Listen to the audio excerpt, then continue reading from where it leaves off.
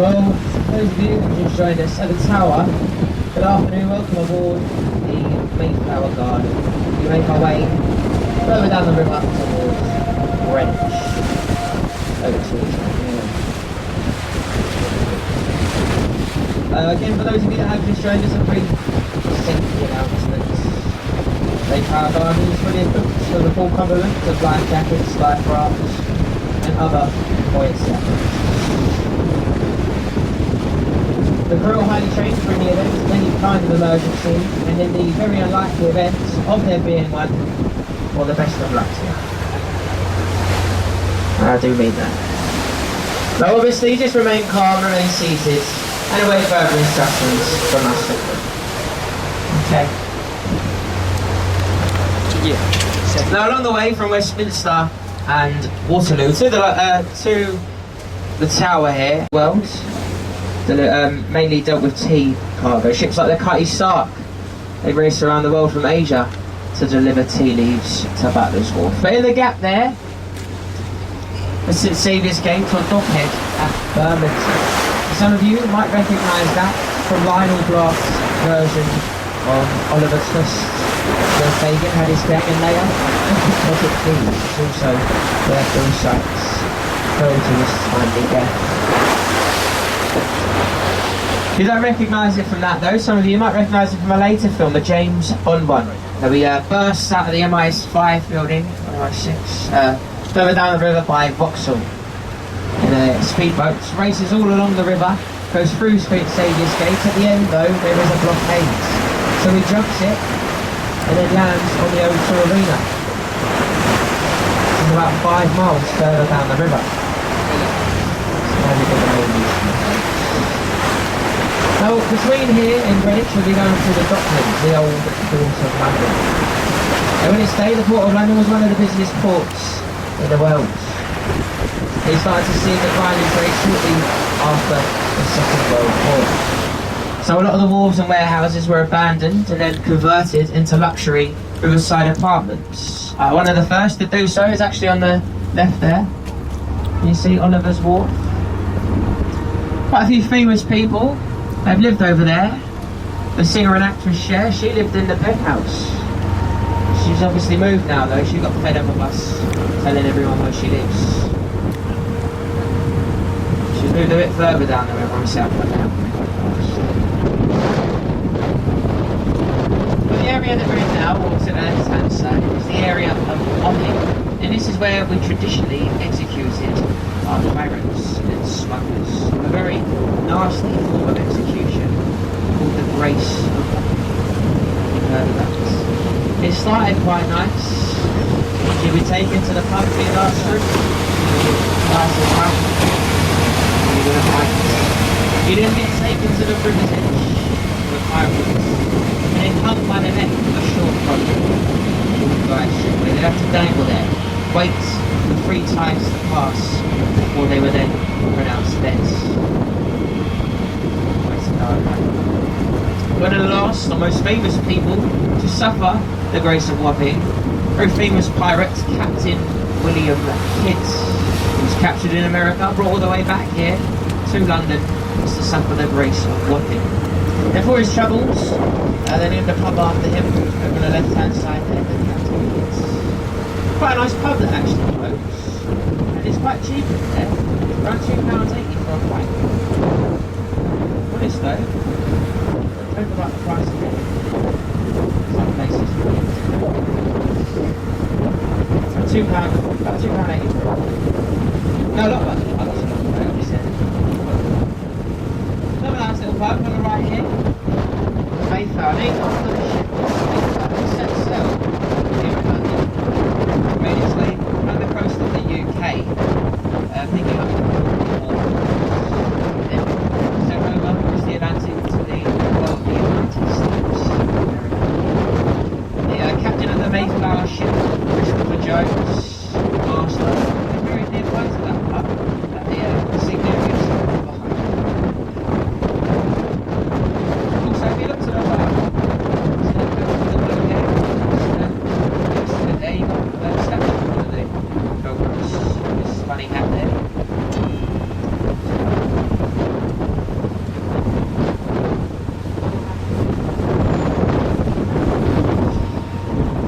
Still on the left here, you've got New Crane Wharf, Metropolitan Wharf, warehouses here.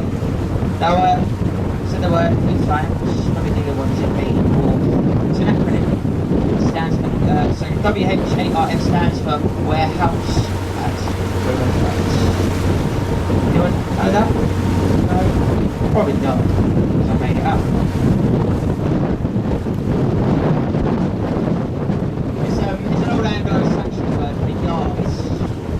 Ships would come alongside these warehouses at high water, and then they unload the cargo with the cranes you can see on the sides.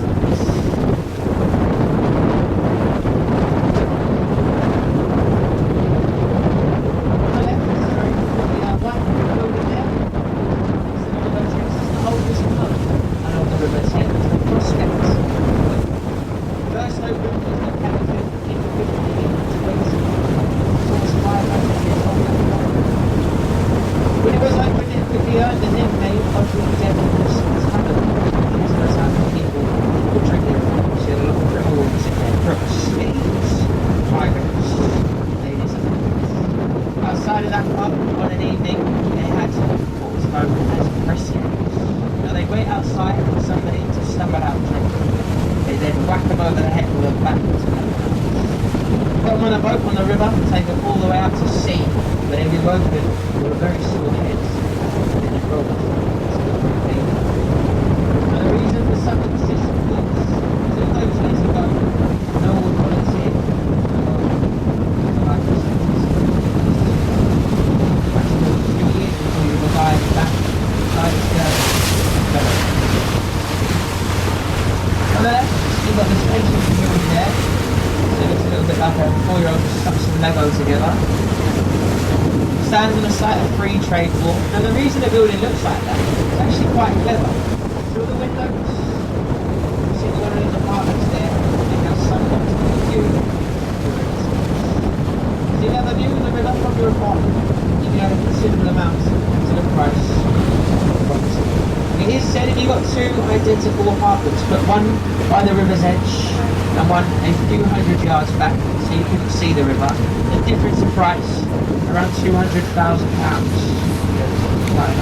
If you ask me, I know which one I think, I'll go for the cheaper option. And, for the money I save, I'll probably print out some very large pictures of the river. Post them outside of the window. Probably have a lot of money left over for a nice holiday. With a good view as well. You see on the left here, you've got Limehouse Marina. Now if you had a small enough boat, like a narrow barge, you could join Limehouse Marina. During the Regent's Canal. But before it, you've got the Red Brick Building, the Narrow, originally the home for the lodge. Now it's known as a restaurant, so the British Chef will around. It is a very handy boat to like and check in. Okay, start as you pass by.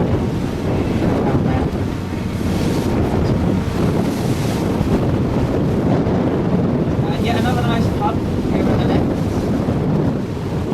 And between the buildings there, you see the gold writing and the grapes. St Charles Dickens lived in the Antics. That pub for around 3 years. It's said to be where he wrote the books Great Expectations in Our Mutual Friends. The pub is now partly owned by a famous actor, Sir Ian. You might know him as Scandal. He actually owns the buildings a few doors down from the pub as well, with the pink furniture outside, right next door to Shell. Ahead of us is the Canary Wharf development. Now many people, they think of Canary Wharf as being that tall building there with a pyramid on top. But that's actually number 1, Canada Square. Whole area in front of us there, the Canary Wharf development. Named after a ship in the West India docks. It was called Canary Wharf as mainly ships from there would trade, delivering exotic goods. For some reason it just stuck for the whole area, I'm not sure why. See a lot of the larger banks, they've moved out here to the quieter parts of the city. Canary Wharf, one of the largest financial districts in the world. You keep looking through the middle entrance to the West India and East India docks there. You've got the gap in the buildings. If you look carefully, can you see the yellow support columns? It's from the O2 Arena. The same one James Bond finished his 5-mile jump to. That's actually on the other side of the river though. The reason we can see it through there is because we're at a big horseshoe bend. Some of you might recognise it from the opening credits of EastEnders. I don't know if you've seen that. If you haven't, you should watch it. Watch the credits and then turn it up. Next to the Canary Wharf, we've got the Island Dogs there. Since we called that after King Henry VIII restored his hunting dogs there.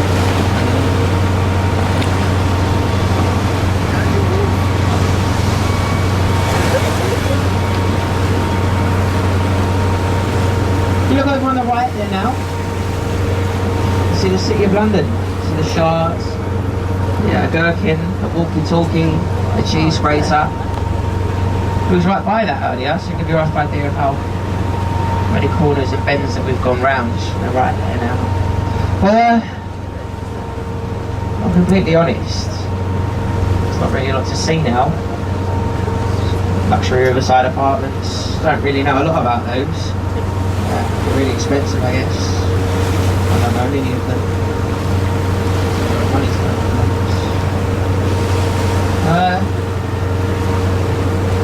normally I'd put the mic down for a little while, give your ears a little rest. Some of you look like you're actually listening and enjoying yourselves, you're not fed up with me yet. So what I could do for you, if you really want me to, I could just make some stuff up. No, I've already been doing that. Now what I could do, if you want, for a little while, till something else pops up, I can talk about the River Thames itself. Yeah? Do you like that? Oh, well, the River Thames is 215 miles long.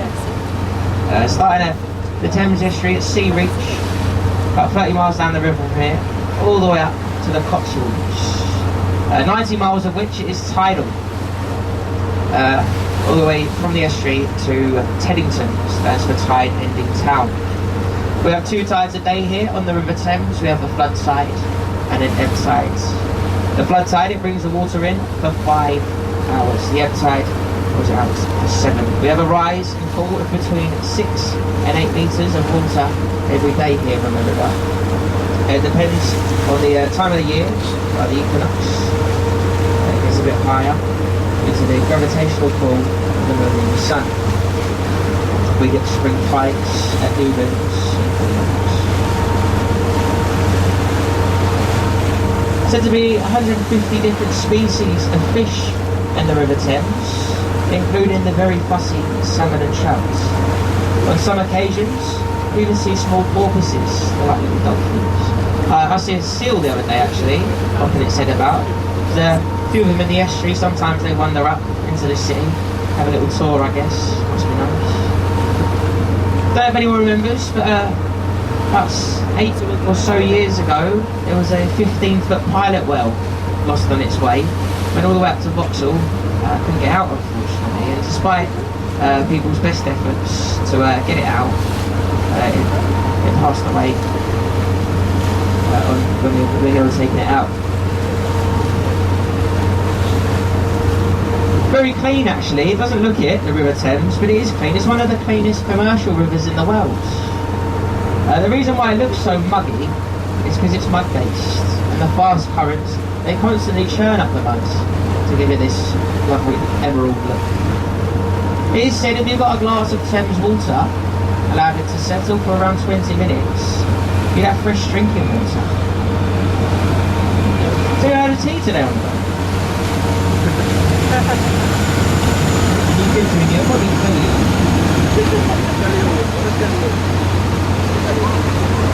There's a nice traditional sailing barge on the left hand side there.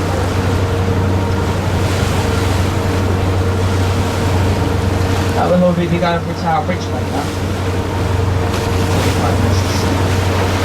There's 2 types of workmen on the River Thames. You've got watermen and lightermen. Lightermen, they'd have barges filled with cargo and they row them in and out of the city with incoming and outgoing sites. Watermen, well, they took care of the most precious cargo here on the River Thames, passengers like yourselves. Before there was many bridges on the river, it's been up until the 1700s, there was only one river crossing, London Bridge. So as a waterman's job, there was hundreds of thousands of them to ensure the safe passage of people up and down across the River Thames.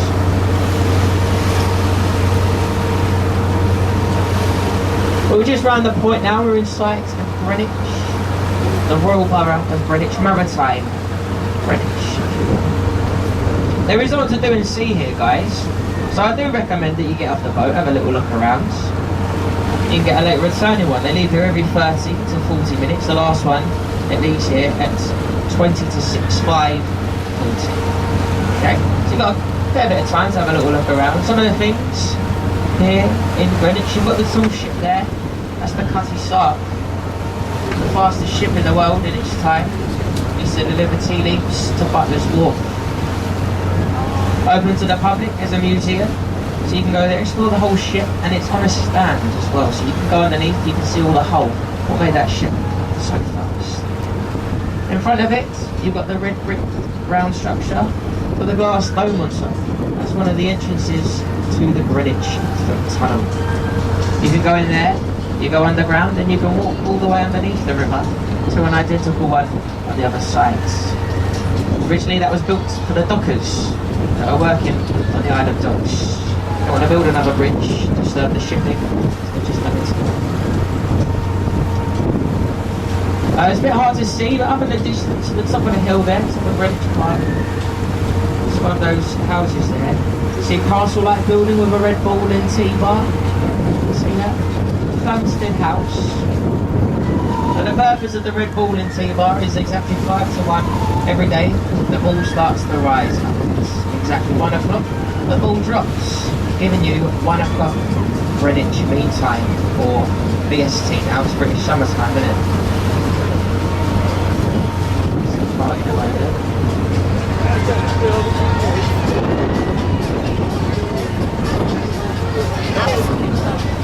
They've also got the Royal Greenwich Observatory next to Plumstead House. Up there you can do the impossible votes. You can be in 2 places at once.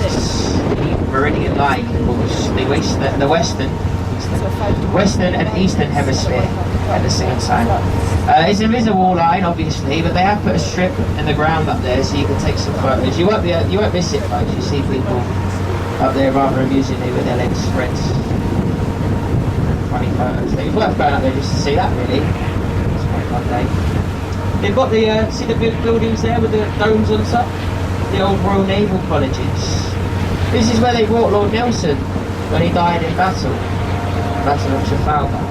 This is very unique this day actually, because if you died at sea, you were then buried at sea, thrown overboard, and left to marry a mermaid, I guess. But not Lord Nelson, because he was much too respected by his crew. So what they did is they preserved his body in a barrel of French brandy, and then they brought him back here to the naval colleges. Now I've heard that the rations, they started to run a bit low on that ship, so some of the crew didn't get to the ground.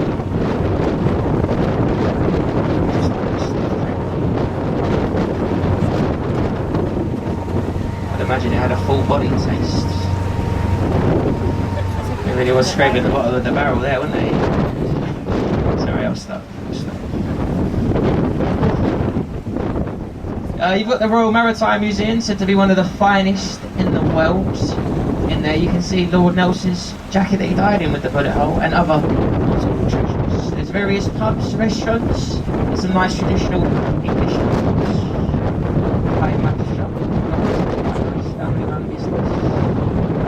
Greenwich Market. So just in case you haven't noticed, folks, I'm trying to get you all off the boat here so I can have a nice little break. Now obviously we're stopping here for around 20 minutes and then we're going to head back on into the city. So if you're on a return, you're more than welcome to sit down, stay seated and relax with us, so we'll head back soon.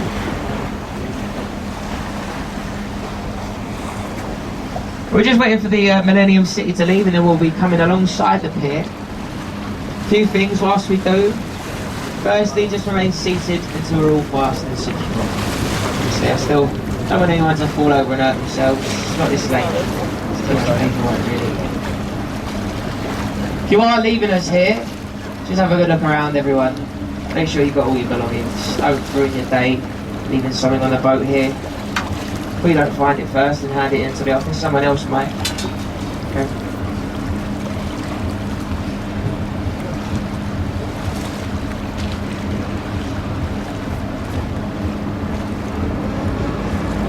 Last of all, again folks, I would like to thank you all for your very kind attention. I'm sure it's painfully obvious by now, I'm not a professional tour guide, just a member of crew on this ship. We do like to do these tours though, because we do think it makes your journey a little bit more informative, perhaps even more entertaining. We feel it's a bit unfair for you to have to sit there the whole way listening to the dreaded audio guides. Horrible stuff. So if you have enjoyed my efforts here today as your guide and you'd like to show a token of appreciation, but again, by no means at all feel it necessary, then I will be at the gates as you leave, helping you off the boat with the captain's champagne bucket. So you're more than welcome to throw in a couple of bob, a bit of change into the buckets. Now if you're wondering what the money goes to, folks, I can tell you now. It goes towards extensive research. Around 7 o'clock tonight, myself and the captain are going to go to some of the many Thameside taverns you've seen along the way and do hours and hours of research. It's a grueling task really, but we don't mind doing it as it does benefit the passengers. Whatever the outcome, the most important thing is that you've enjoyed yourselves today on the boat. So has everybody enjoyed themselves? Yeah? I hope you're lovely staying here in Greenwich, and thanks again for listening, folks.